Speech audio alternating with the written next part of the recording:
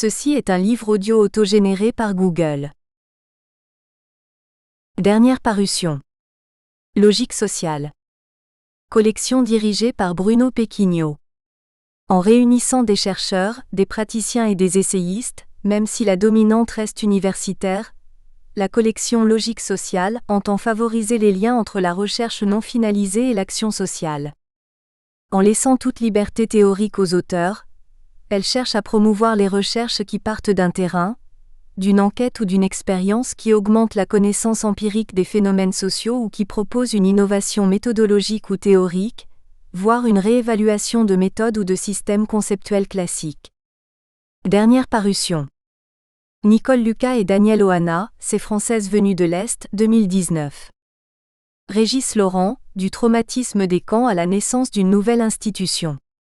Idéologie minoritaire et pentecôtisme tzigane en Bretagne, tome 1, 2019. Régis Laurent, les usages sociaux des pentecôtistes tziganes. Idéologie minoritaire et pentecôtisme tzigane en Bretagne, tome 2, 2019.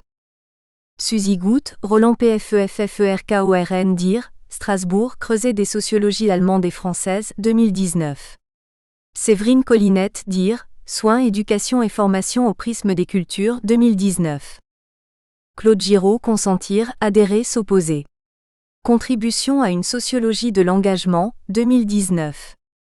Lucie France Dagenet, L'art à Vienne et l'unité de l'Empire 1897 à 1905, 2019. Janina Glaser, Politique du Caire en France et en Allemagne. Parcours des assistantes et assistants maternels issus de l'immigration, 2019. Paul Grell, Les modes de débrouillardise des jeunes chômeurs pendant la crise des années 80, 2019. Liste des sigles. AAES, Agence d'audit des établissements de santé. AAH, Allocation adultes handicapés. ANAP, l'Agence nationale d'appui à la performance. ANO, numéro anonyme, dans le RIMP. ANPA, Association nationale de prévention en alcoolologie et addictologie. ARH, Agence régionale de l'hospitalisation. AR, Agence régionale de santé. ATI, Agence technique de l'information sur l'hospitalisation. ATM, Activité thérapeutique médiatisée. AUP, Accueil des urgences psychiatriques. AVQ, Acte de la vie quotidienne. CATTP, Centre d'activité thérapeutique à temps partiel. CCAA, Centre de cure ambulatoire en alcoolologie. CCAS, Centre communal d'action sociale. CHS, Centre hospitalier spécialisé. CHU, Centre hospitalier universitaire. CIM, Classification internationale des maladies. CME, Commission médicale d'établissement. CMP, Centre médico-psychologique. CMUC, Couverture maladie universelle complémentaire. CNIL, Commission nationale de l'informatique et des libertés. CPOM, Contrat pluriannuel d'objectifs et de moyens. CSAPA, Centre de soins, d'accompagnement et de prévention en addictologie. CSST, Centre de soins spécialisé en toxicomanie. DAF, Dotation annuelle de financement. DOS, Direction de l'hospitalisation et de l'organisation des soins. DIM, Direction d'information médicale. DPI, Dossier patient informatisé. DRES, Direction régionale de l'évaluation et des études statistiques. DRG, Diagnosis Related Group. DSM, Manuel diagnostique et statistique des troubles mentaux. EDGAR, Entretien démarche groupe accompagnement réunion. EHPAD, Établissement d'hébergement pour personnes âgées dépendantes. ELSA, Équipe de liaison et de soins en addictologie. EMIC, Équipe mobile d'intervention et de crise. ENC, Étude nationale de coûts. ESAT, Établissement et services d'aide par le travail. ESPIC, Établissement de santé privé d'intérêt collectif. FHP, Fédération de l'hospitalisation privée. GCS, Groupement de coopération sanitaire. GEM, Groupe d'entraide mutuelle.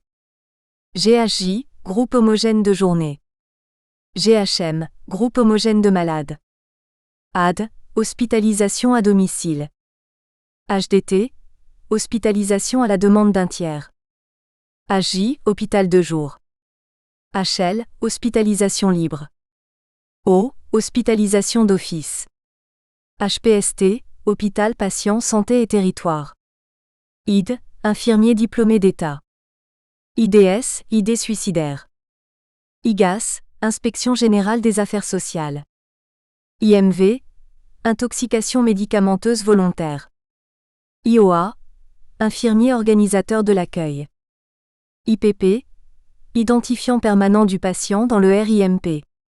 ITEP, Institut thérapeutique éducatif et pédagogique. MCO, médecine chirurgie obstétrique. MEC, maison d'enfants à caractère social. MILDECA, mission interministérielle de lutte contre les drogues et conduites addictives.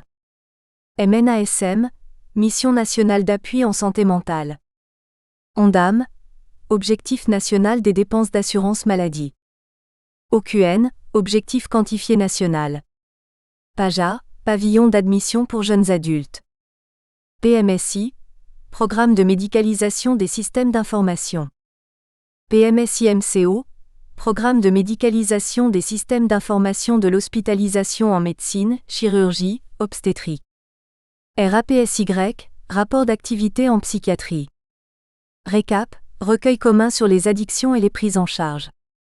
RIMP, recueil d'informations médicalisées en psychiatrie. RTMS, repetitive transcraniale magnétique stimulation. SAE, statistique annuelle des établissements de santé. SAMU, service médical d'aide urgente. SAUP, service d'accueil des urgences psychiatriques. SDT, soins à la demande d'un tiers. SPDT, soins psychiatriques à la demande d'un tiers. SPDTU, soins psychiatriques à la demande d'un tiers en urgence. SPPI, soins psychiatriques pour péril imminent. SROS, schéma régional d'organisation des soins. SSR, soins de suite et de réadaptation. SSRA, soins de suite et de réadaptation en addictologie.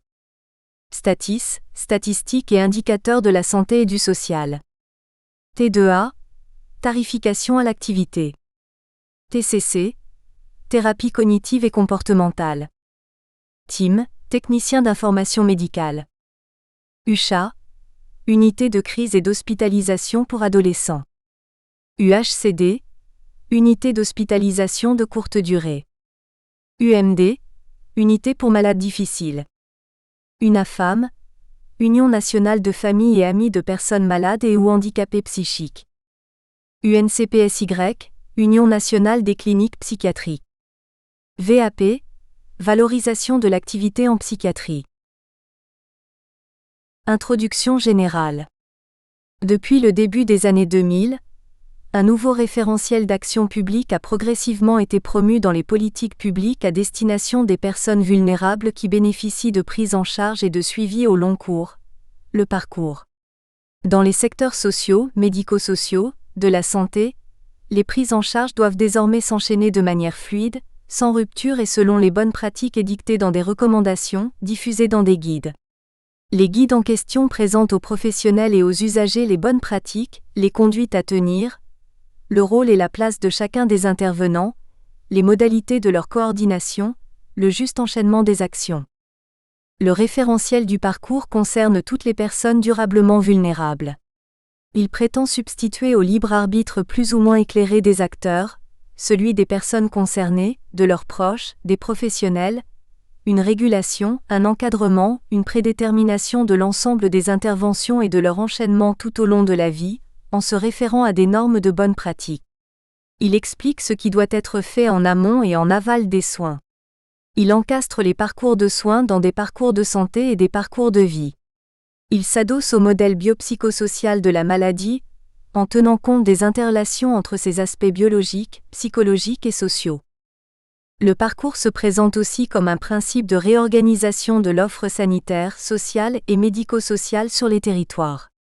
Au cœur des nouvelles politiques publiques se trouve l'idée que la puissance publique, en l'occurrence l'État via ses agences, AR, HAS, ANESM, les collectivités territoriales, l'assurance maladie doivent organiser l'offre à l'échelle des territoires et en fonction des besoins de leur population. Ainsi, les agences régionales de santé AR ont-elles désormais pour mission d'organiser sur les territoires des parcours de soins, de santé et de vie. Le référentiel du parcours constitue une brique supplémentaire dans l'ensemble des réformes qui visent la rationalisation de l'organisation des soins, aux côtés de la réorganisation des structures de soins, le New Public Management, et de celle des dépenses. Comme tout référentiel d'action publique, il désigne des problèmes à résoudre, il propose une interprétation du réel, il privilégie des causalités et définit un modèle normatif d'action. Ce faisant, il part du principe que les actions à mener pour améliorer la prise en charge des patients chroniques et des personnes vulnérables s'inscrivent dans un contexte de budget contraint. Dès lors, ce sont les dépenses mal orientées ou inadéquates qui devront être visées. Toutes les justifications du référentiel partent de ce principe. Mais comme il ne s'agit pas de réduire les dépenses au détriment de la qualité de soins, les rapports officiels, les plans d'organisation, les textes de loi pointent les parcours chaotiques, les ruptures de soins, les hospitalisations inadéquates, le cloisonnement des interventions. Le référentiel est ambitieux dans la mesure où il prétend améliorer la qualité des prises en charge et, en même temps, optimiser les dépenses de santé, cadrer les pratiques en les référant à des normes et, en même temps, donner lieu à des programmes personnalisés. Le nouveau référentiel est présenté comme un changement d'échelle par rapport aux tentatives de coordination des professionnels réalisées auparavant, Bloch et No, 2014. Il ambitionne d'inverser le rapport des structures et des professionnels aux usagers. Non plus adapter les interventions aux organisations mais partir des besoins des personnes. La connaissance des besoins sur les territoires doit ainsi aboutir à une réorganisation de l'offre locale. Enfin, le référentiel s'inscrit dans un contexte structurel particulier.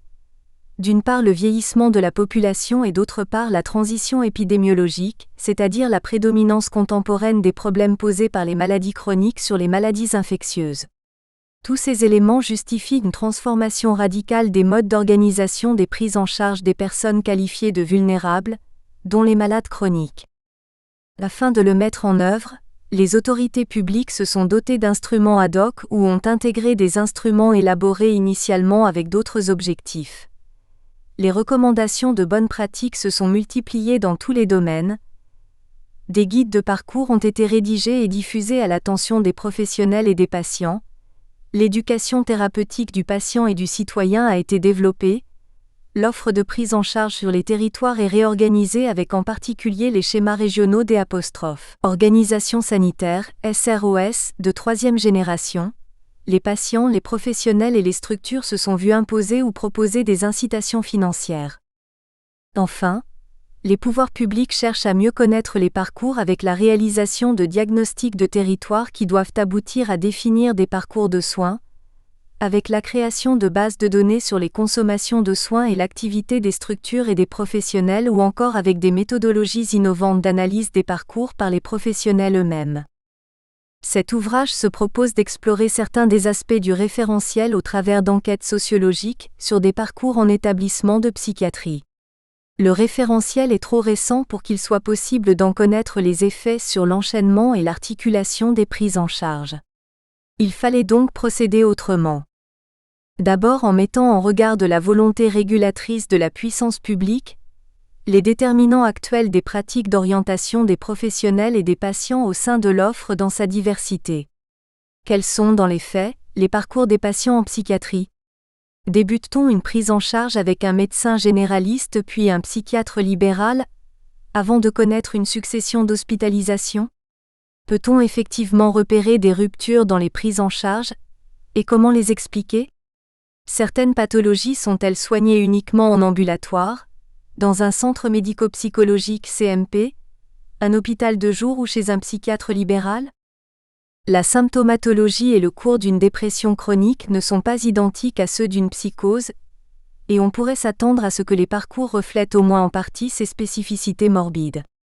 D'un autre côté, nous savons que globalement, selon leur situation sociale, leurs ressources économiques, leur capital culturel, les individus ont des pratiques et des recours au système, aux professionnels et aux structures de soins différenciés.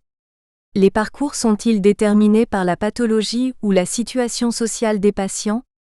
Comment et pourquoi est-on hospitalisé en psychiatrie en urgence?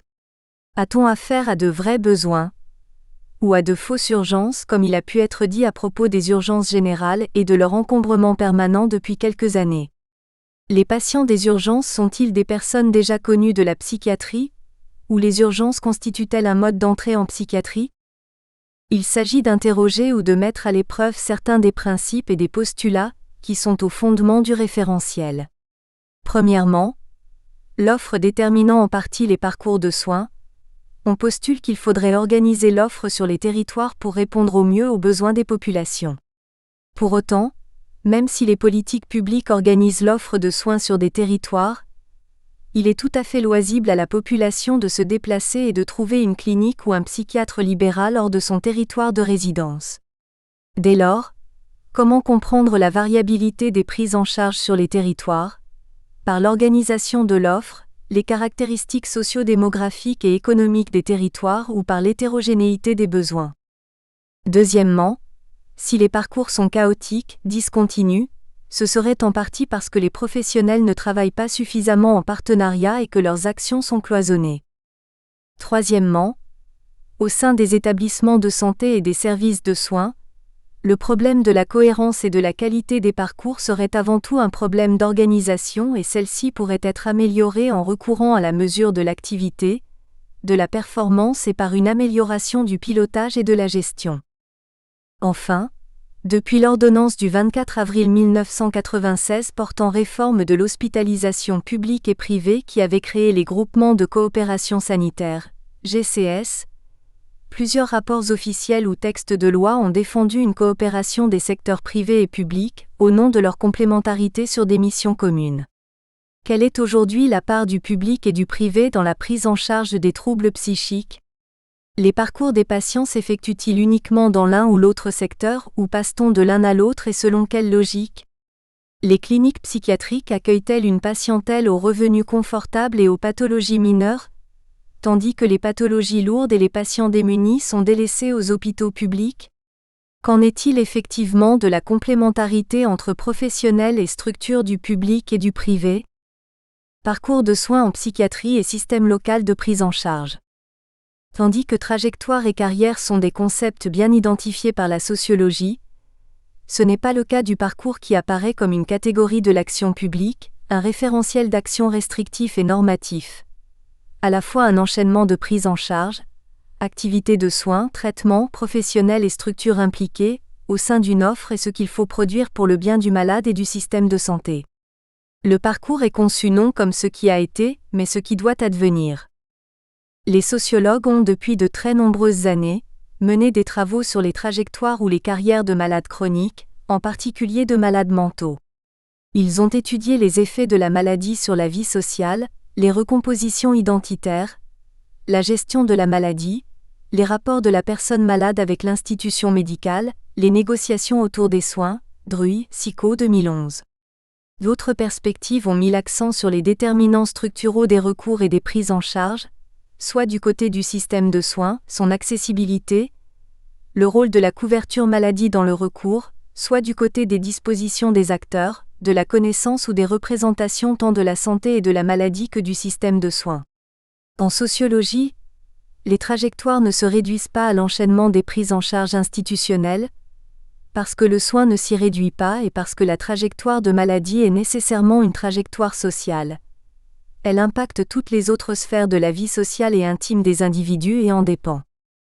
De manière intuitive mais restrictive, l'offre de soins peut être approchée par des chiffres.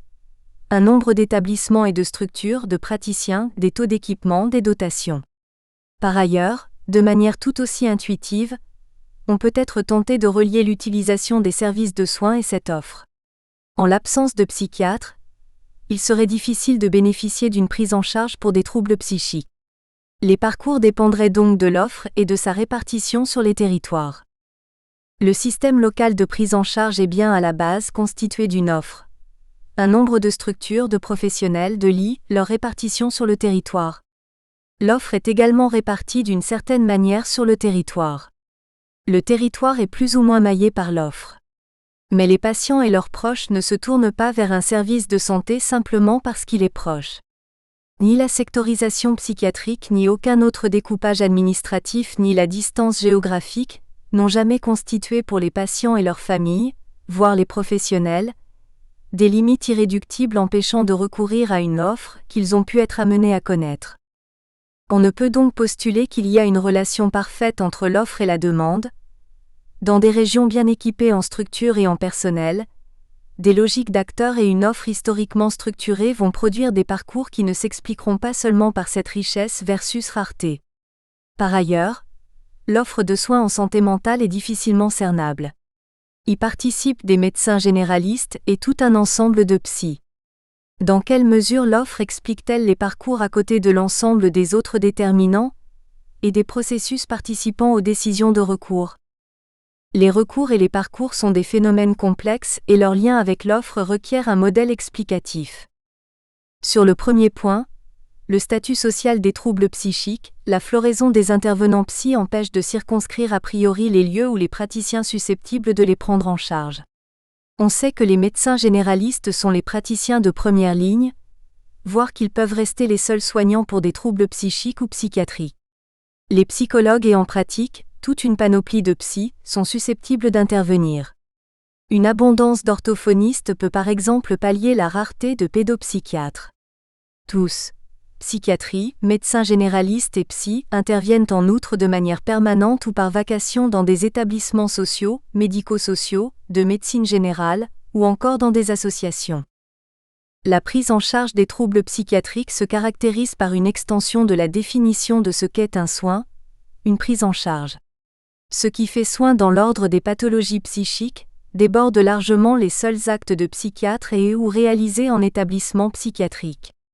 Il faut donc définir précisément l'offre en question, que les politiques publiques se proposent d'organiser, en vue de produire des parcours de soins. Les parcours étudiés dans cet ouvrage le sont de manière très partielle. Nous n'avons étudié que cette partie des parcours, qui est assurée par des établissements de soins psychiatriques. Sont donc exclus les professionnels d'exercice libéral, généralistes ou spécialistes, le secteur médico-social. Or, le clivage entre la médecine de ville et l'hôpital constitue une partie du problème de la continuité des parcours des personnes ayant des troubles psychiques.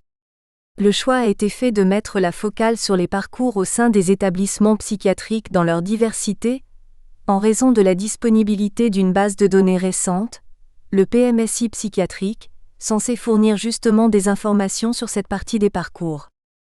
Nous avions esquissé une première fois une analyse en termes de système local de prise en charge en travaillant sur les urgences pédopsychiatriques d'une grande ville, SICO 2009.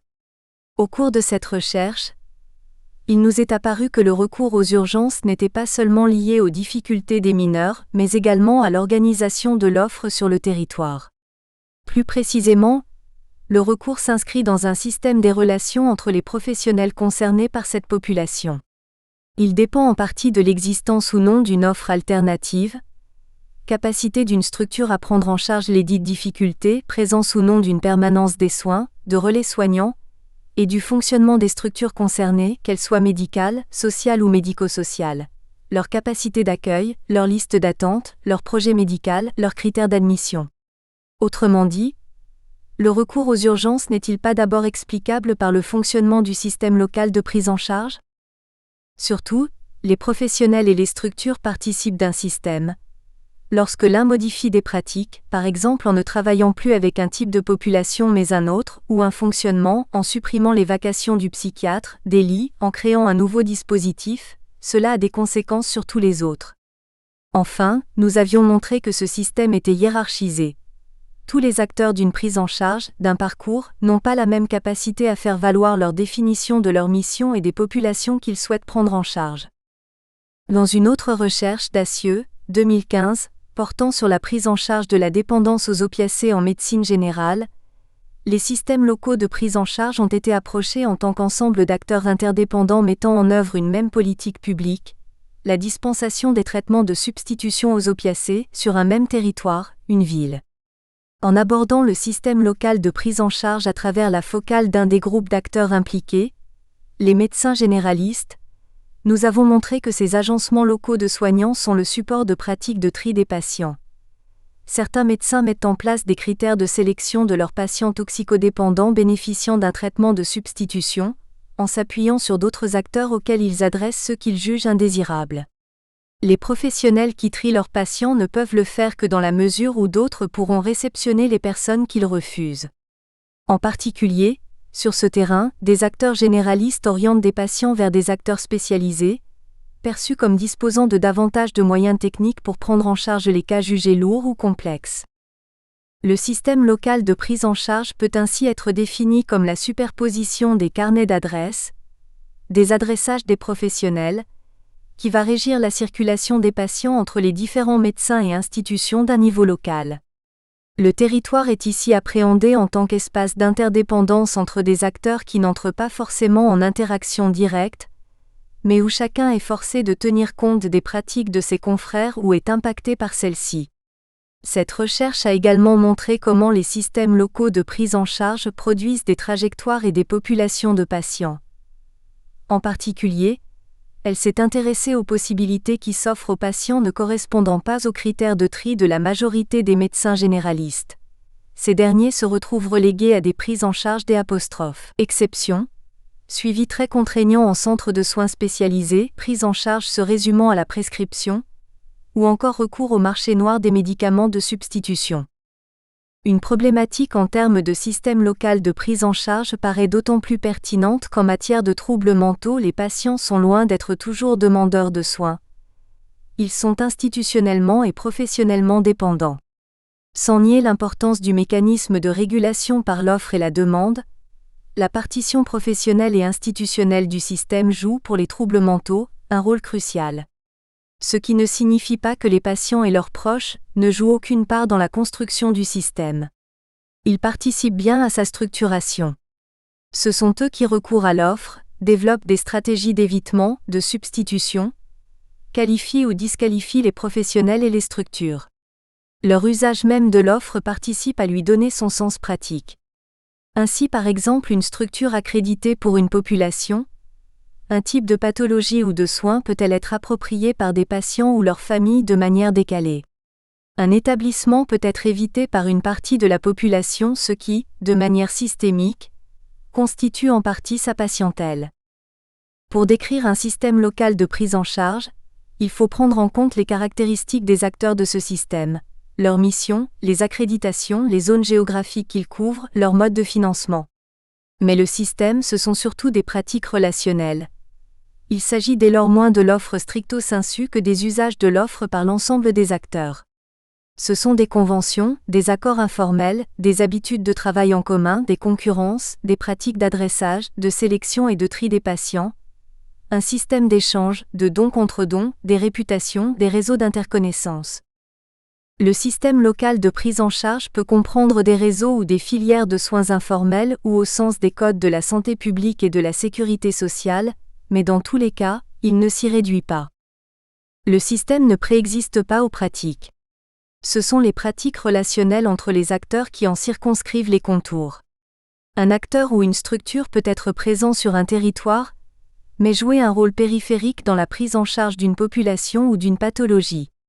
Au contraire, un acteur éloigné géographiquement d'un territoire de référence, un département, un secteur, un bassin de santé, peut jouer un rôle central dans le système. Un système est nécessairement local.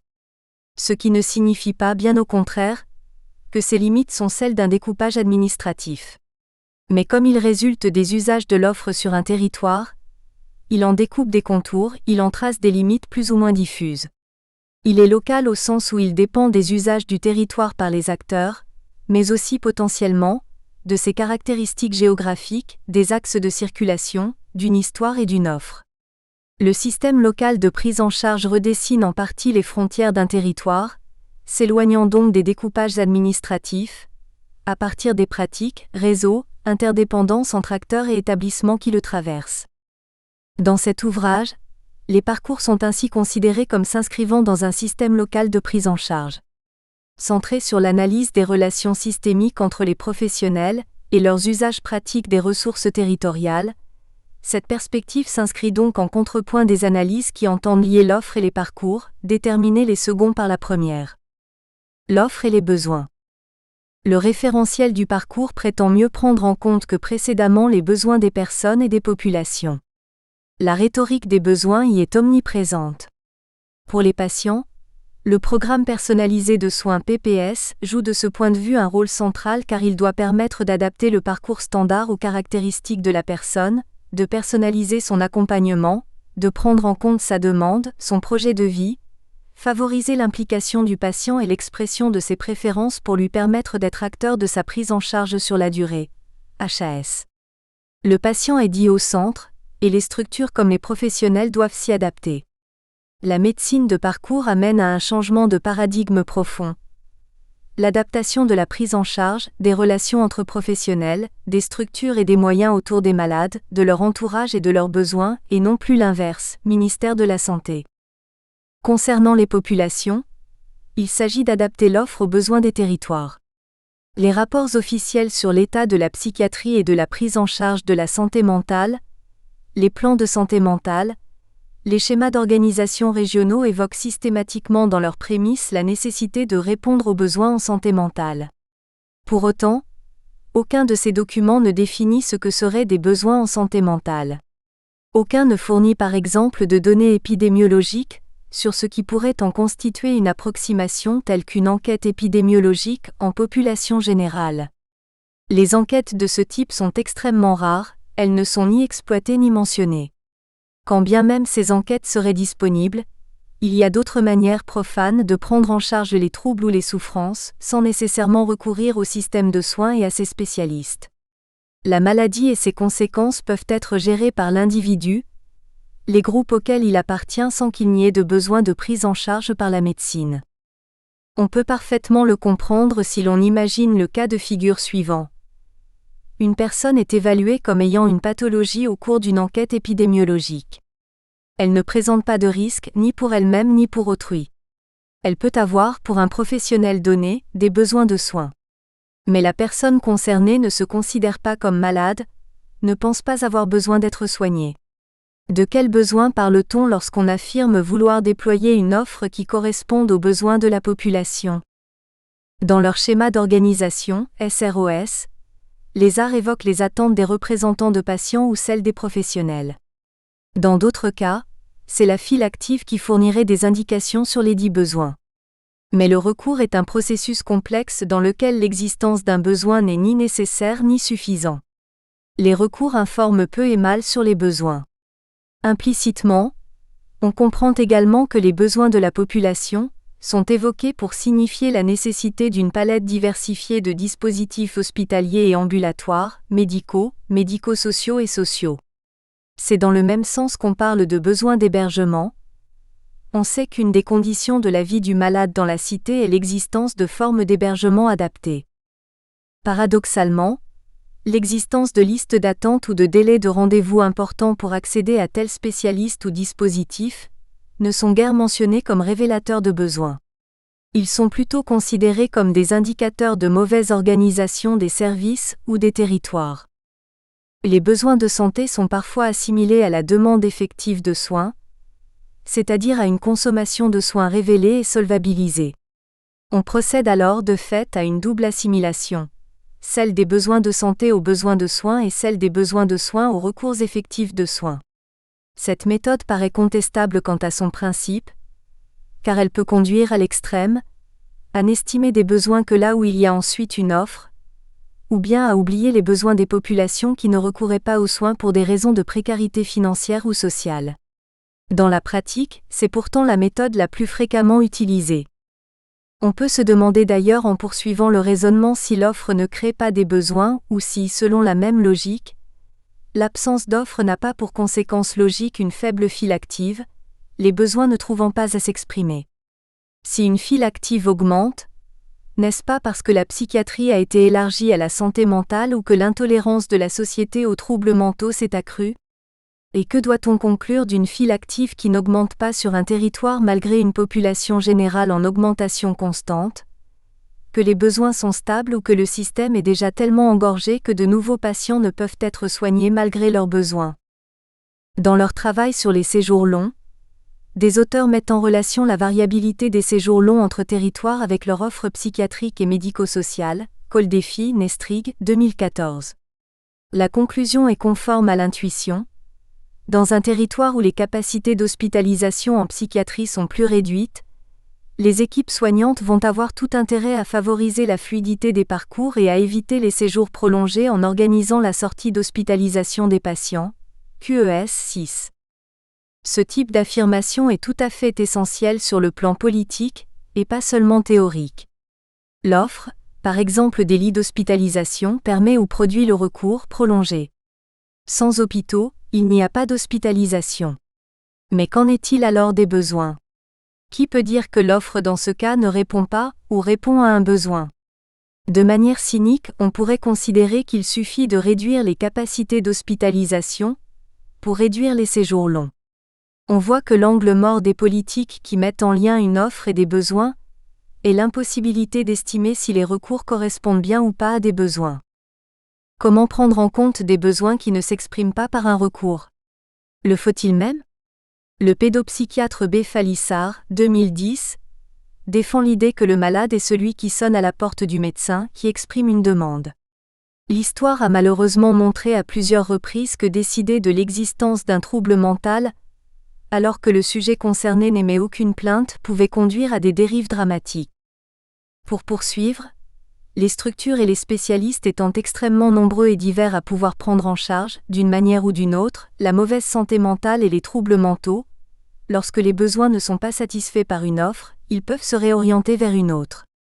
Ainsi, une étude sur les disparités territoriales d'offres et d'organisation des soins en psychiatrie en France nous apprend-elle que, dans ces territoires majoritairement urbains à L', offres privées hospitalières et de villes importantes, le taux de recours à la psychiatrie en établissement de santé apparaît inférieur à la moyenne, 23 versus 30 pour 1000 habitants, étant compensé en partie par un recours à la psychiatrie de ville plus important, 30 versus 23 pour 1000, Coldefi, Le Nindre, 2014-78. Autrement dit, les besoins s'expriment en fonction d'une offre qui doit elle-même être envisagée de manière systémique. Les besoins de santé constituent une fiction d'institution. Les parcours n'étant pas organisés sur les territoires à partir d'une connaissance de besoins objectifs et indépendante de l'offre, nous faisons l'hypothèse qu'ils le sont par le système local de prise en charge. Quel découpage territorial pour organiser les parcours en psychiatrie ? Depuis la circulaire du 15 mars 1960, l'organisation des prises en charge était organisée selon les principes de la sectorisation psychiatrique. Au-delà du simple découpage territorial, le texte promouvait une certaine conception de la continuité des soins depuis la prévention jusqu'à la post-cure, en confiant à la même équipe médico-sociale la charge du malade en cure hospitalière et en pré- et post-cure.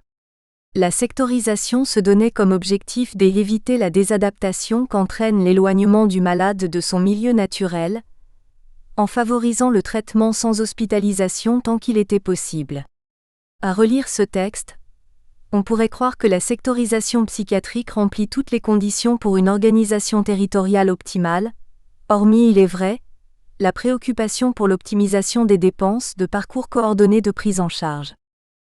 Mais plan d'organisation après rapport d'évaluation, le secteur est déclaré en échec et les constats de rupture, d'hospitalisation inadéquate, d'absence de coordination entre les professionnels du soin, du social et du médico-social sont répétés.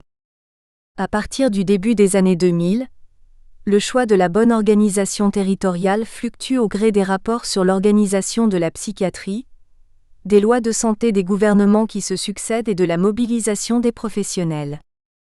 Le rapport Cléry-Mélin de 2003 plaide pour une nouvelle organisation qui assure une meilleure coordination des prises en charge, entre le public et le privé, entre le sanitaire, le médico-social et le social. Plusieurs textes à la suite proposent un secteur rénové voire une sectorisation décloisonnée, mais en ont des visions différentes. La loi HPST de 2009 semble signer l'arrêt de mort de la sectorisation en considérant que toutes les pathologies chroniques relèvent de 3 niveaux de recours correspondant à 3 découpages territoriaux. Les bassins de santé, les territoires de santé proprement dits et le niveau régional voire interrégional pour les spécialités pointues 34. Le plan psychiatrie et santé mentale de 2015 revient sur la question du territoire pertinent, en déclarant qu'il convient d'interroger l'ensemble des acteurs sanitaires et médico-sociaux sur les territorialisations utiles dans une logique de mutualisation articulant modalités sectorielles, intersectorielles et non sectorisées de soins et d'accompagnement. Last but not least, le rapport Lafourcade de 2016 prétend à nouveau rénover le secteur, cette fois-ci dans le cadre du projet territorial de santé mentale, et inscrit ses propositions, dans la ligne des circulaires fondatrices du 15 mars 1960, mais multiplie la formule invitant à mettre en œuvre des organisations et des dispositifs sectoriels ou intersectoriels. À ce jour, en région, la sectorisation psychiatrique est articulée par les SROS avec 5 niveaux de prise en charge, de proximité, intermédiaire, de recours, régional et interrégional. La continuité des soins organisés par la sectorisation psychiatrique a été remise en cause par une autre innovation, les pôles. La loi HPST a instauré une nouvelle gouvernance hospitalière, confortant l'organisation des hôpitaux en pôles d'activité regroupant de grandes fonctions de soins, de rééducation ou de gestion. Dans les hôpitaux psychiatriques, les pôles vont pouvoir regrouper des secteurs en tenant compte ou pas des bassins de santé. Dans les hôpitaux généraux, la psychiatrie peut être regroupée avec d'autres spécialités.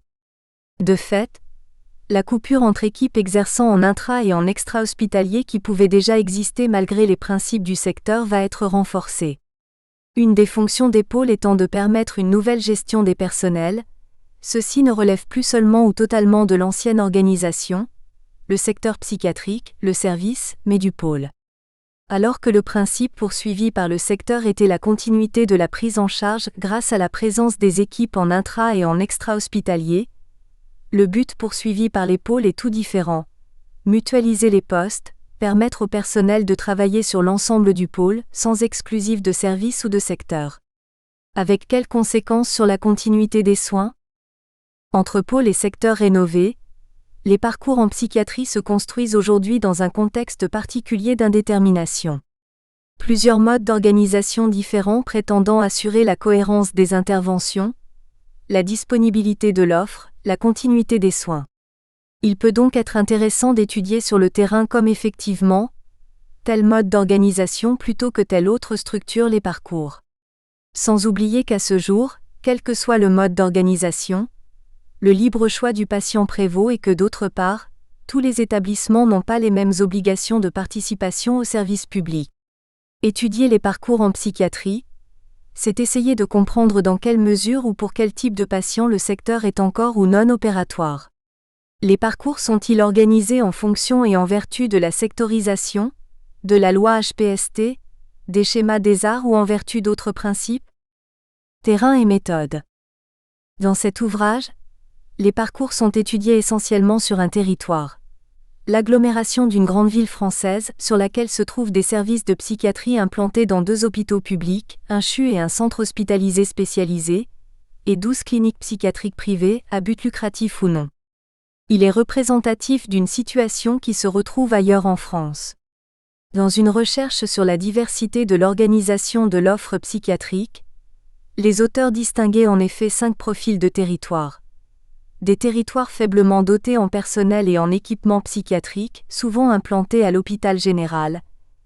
Des territoires où s'exercent les missions d'intérêt général de la psychiatrie publique spécialisée, ouverte vers son environnement, mais aux ressources concentrées sur l'intra-hospitalier. Des territoires bien dotés en équipement et en personnel, où domine une psychiatrie publique spécialisée à l'approche totale. Des territoires à dominante rurale qui combinent une offre sanitaire et médico-sociale importante. Des territoires majoritairement urbains à l'offre privée importante et une organisation adaptée aux pratiques urbaines.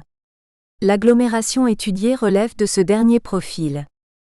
Une enquête a également été réalisée sur un département rural limitrophe, et les différents chapitres de l'ouvrage pourront s'y référer.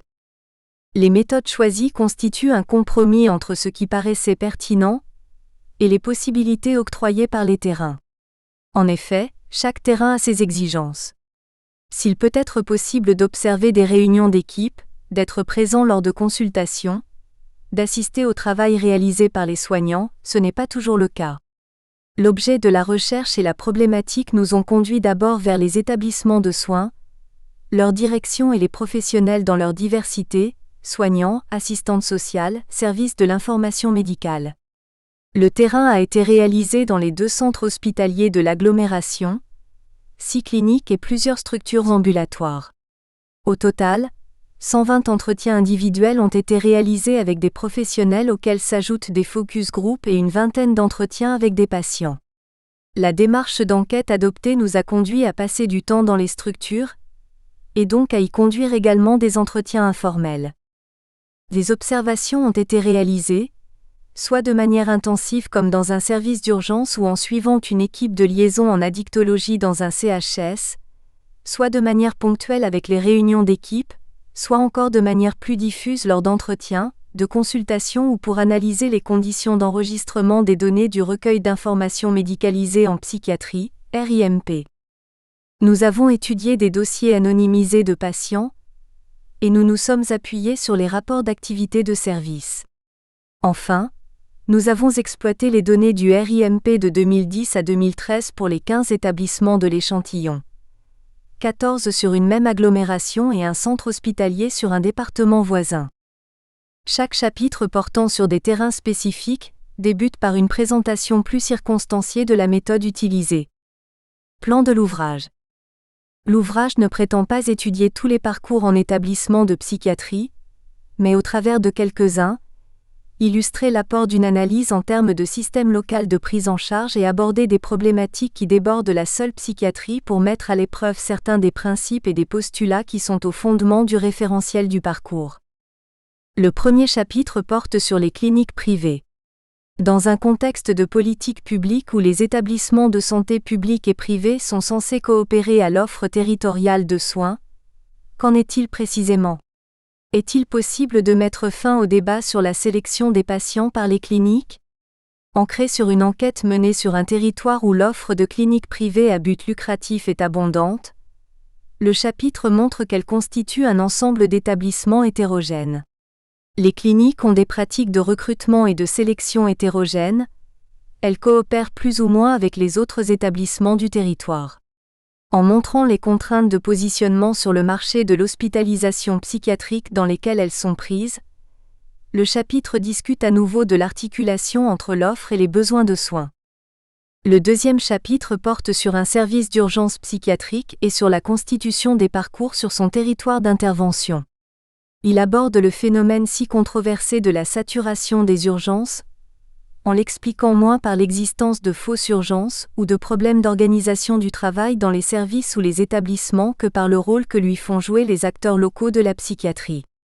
L'observation des pratiques du bed manager, innovation managériale créée pour désencombrer les urgences, permet de comprendre les contraintes auxquelles se heurte son action sur un territoire où les établissements de psychiatrie s'efforcent de garder un certain contrôle sur leur patientèle.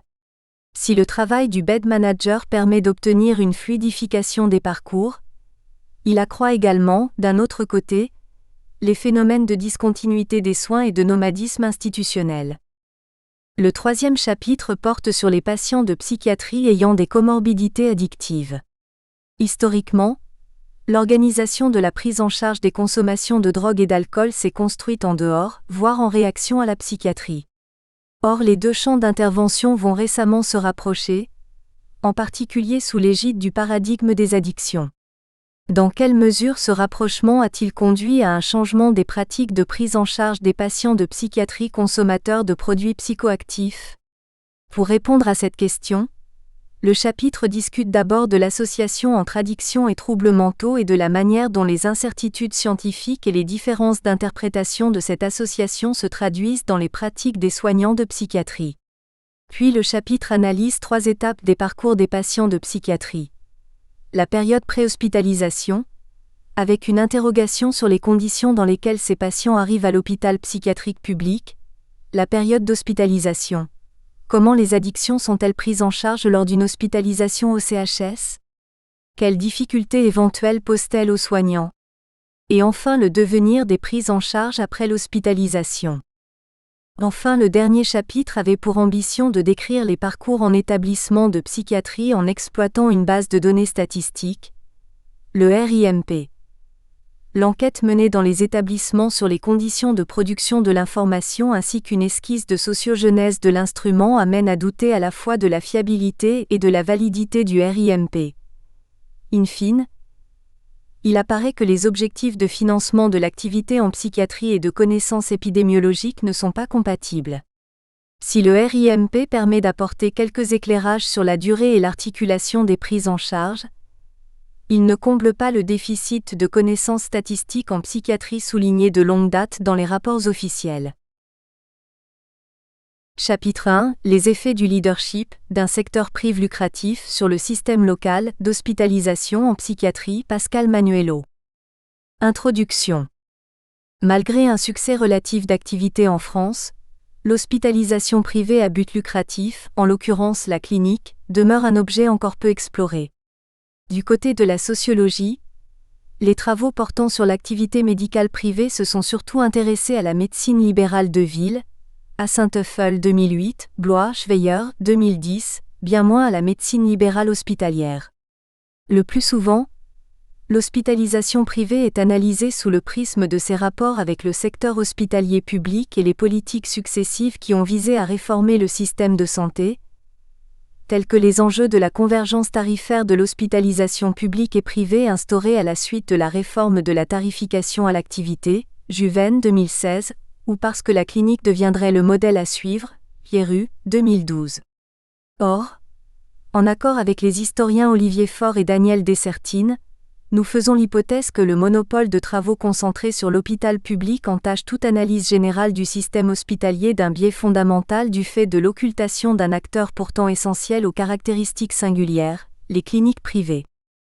Les analyses menées sur la psychiatrie ne font pas exception. Les acteurs privés de cette activité restent en France des acteurs de soins méconnus, Lavaux-Maurras, Cléry-Melin 2014, et les sociologues n'ont étudié les prises en charge et les soins qu'au sein du secteur hospitalier public. Pourtant, depuis 2003, le secteur public n'est plus désigné comme l'acteur exclusif des missions de prévention, de diagnostic, de soins et de réinsertion sociale. Les établissements publics sont appelés à contribuer avec les établissements de santé privés non sectorisés à la lutte contre les maladies mentales au sein des territoires de santé. Depuis la loi Hôpital Patient Santé Territoire de 2009, l'objectif affiché par les politiques publiques est de dépasser les logiques de concurrence entre secteurs, public-privé, ville-hôpital, sanitaire médico-social, et de favoriser les complémentarités entre professionnels, établissements ou structures. Les groupements de coopération sanitaire, GCS, constituent un des outils privilégiés des coopérations publiques-privées encouragées par les pouvoirs publics. En France en 2011, sur 99 territoires de santé au sens de la loi HPST, l'offre privée lucrative d'hospitalisation en psychiatrie était absente sur 45. En revanche, le secteur lucratif domine dans 11 territoires de santé dont celui de l'agglomération où porte la recherche. Toutefois, nous verrons que les cliniques peuvent constituer une alternative importante pour les patients résidant sur des territoires où l'offre est réduite, en particulier les déserts médicaux, lorsqu'ils sont limitrophes de territoires mieux équipés. Les 12 établissements privés disposaient en 2016 de 76% de la totalité des lits adultes du département. Il ne s'agit pas d'une exception, mais d'un des types d'organisation de l'offre que l'on retrouve sur 29 des 99 territoires de santé français en 2011.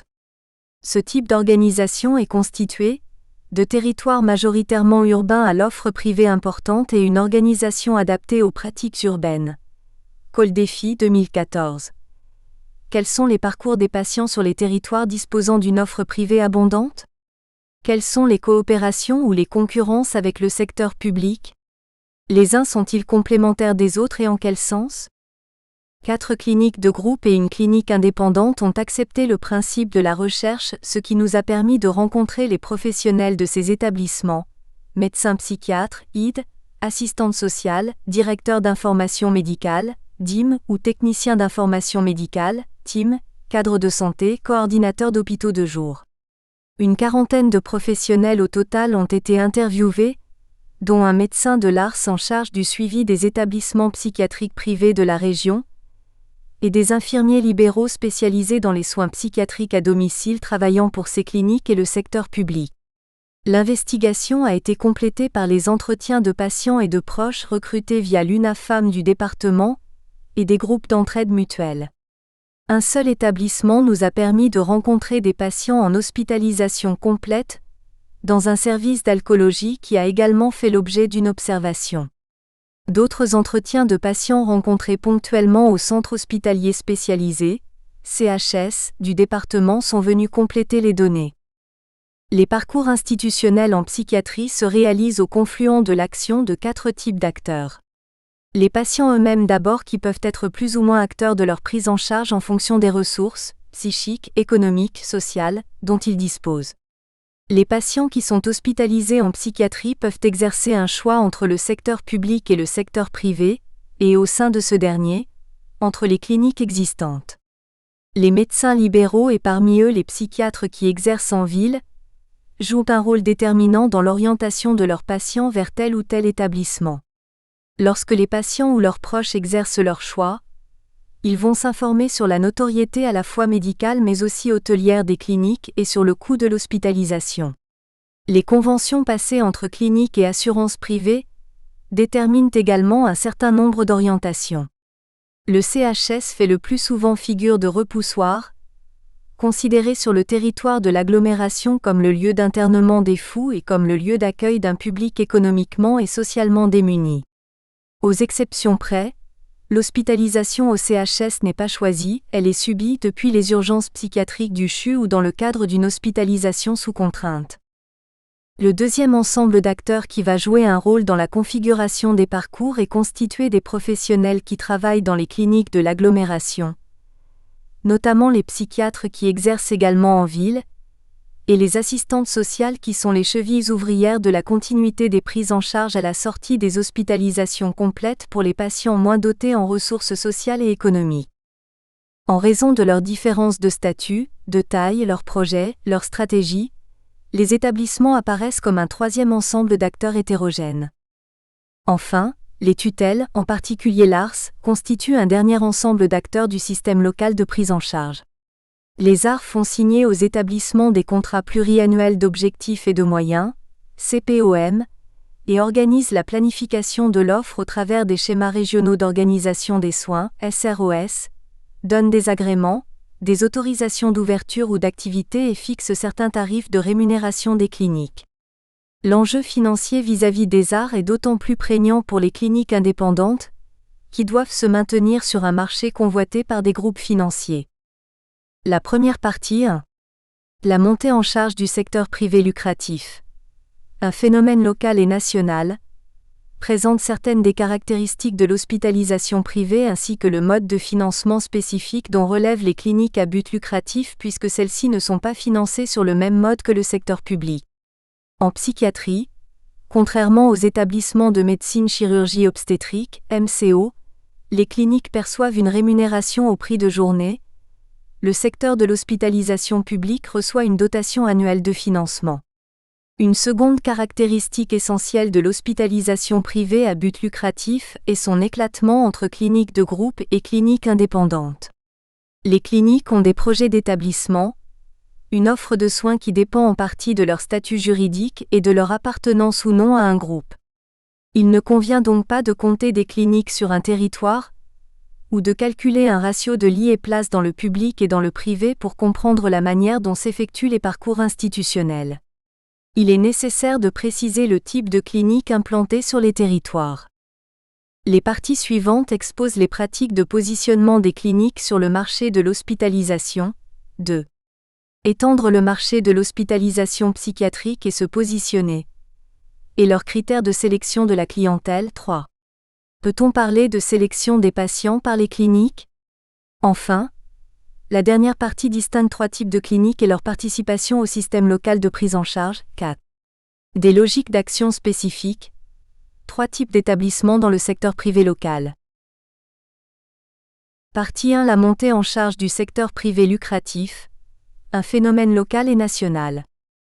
À suivre les historiens Faure et Dessertine, l'activité du secteur privé de l'hospitalisation en France serait d'abord le résultat d'un compromis historique entre un syndicalisme unifié et actif des établissements privés, et un État favorable à la concurrence entre le public et le privé, selon l'idée qu'une dualité publique-privée.